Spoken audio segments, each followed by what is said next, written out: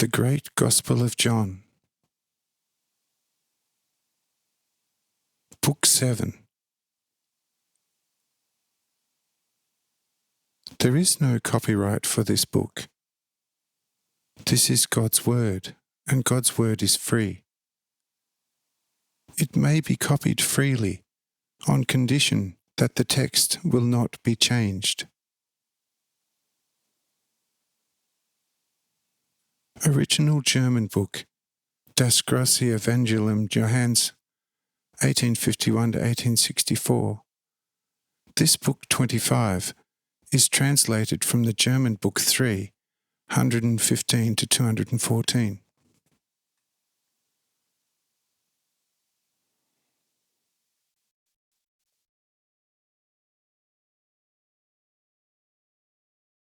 Chapter 1.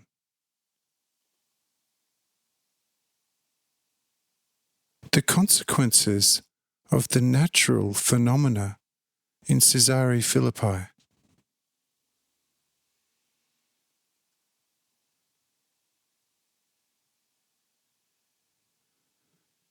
The Caesareans were in great fear about the expectation of the terrible things that, in their opinion, would come to pass on the earth.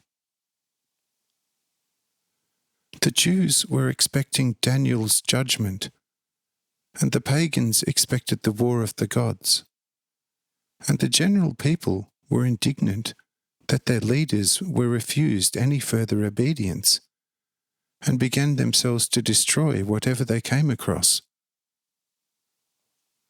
In short, in a few hours there was the greatest anarchy in the city, which was mostly the fault of the stupid priests. For there were among them several instructed in Egyptian wisdom and experience, who did not make much out of the false sun that had suddenly disappeared, because they had heard from old Egyptian sagas that such phenomena had already taken place many times, without any damage to the earth. And some Jewish Pharisees thought to themselves that some sort of second Joshua had arisen, and had ordered the sun to shine for longer because of some sort of important action.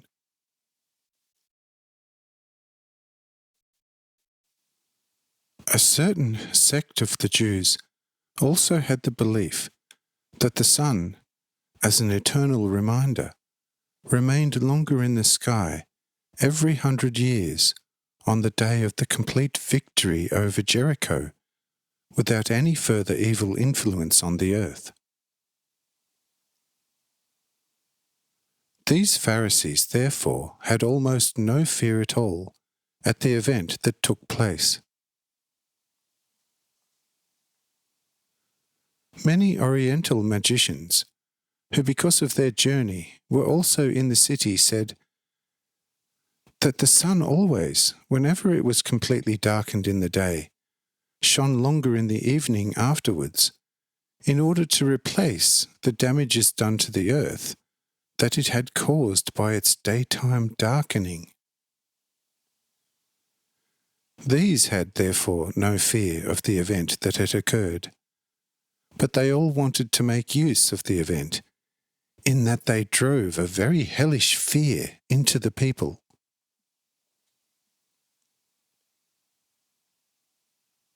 True, after the extinguishing of the sun, the people seized every means of atonement that the priests recommended. But that was all too little for the bottomless greed of the priests, for the people did not give everything that they possessed that was expensive or valuable. But an old, venerable Greek, who was also an efficient, natural, wise man, noticed such dirty tricks, quickly took some more sober people to his house, and briefly explained to them, as well as was possible, the very natural and completely non-harmful possibility of such an appearance.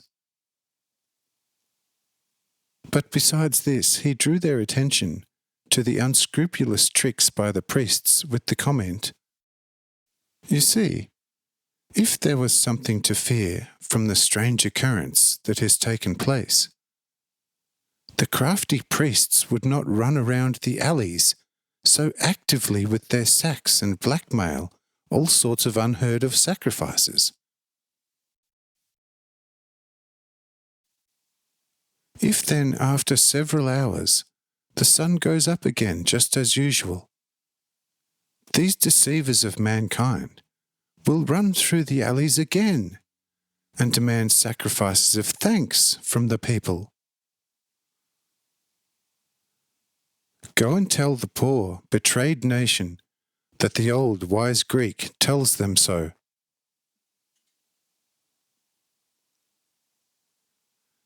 Now, this old Greek natural wise man had a good reputation among the general people, and his statement went like wildfire among the people. Barely within an hour after this, the latest decree was turned around, and the priests had to give all the sacrifices back again and then head for the hills as fast as possible. For the people became more and more bitter, and there was no anointed servant of the gods who was safe of his life any longer.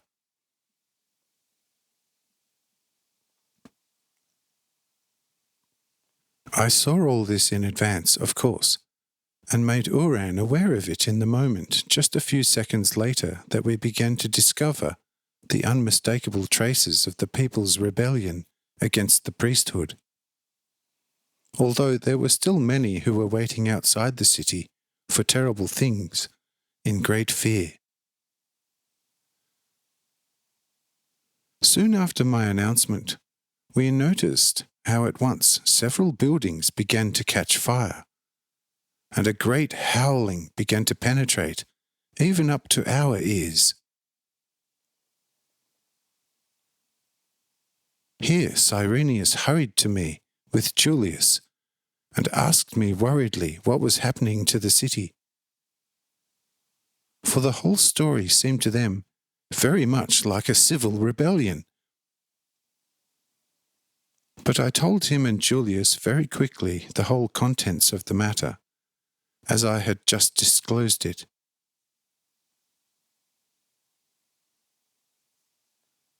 When Cyrenius and Julius heard such a thing, they became quite calm again, and simply asked me whether there would be any other bad consequences to face.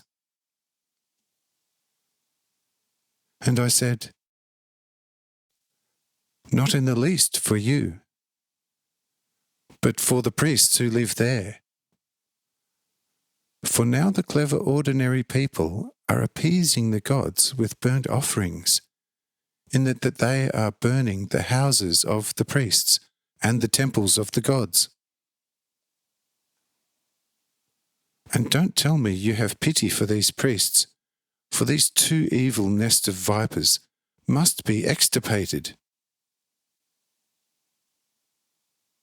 The false sun had a good light, for it showed the blind people the turpitude of its servants of the gods. And these now are receiving their well-deserved reward.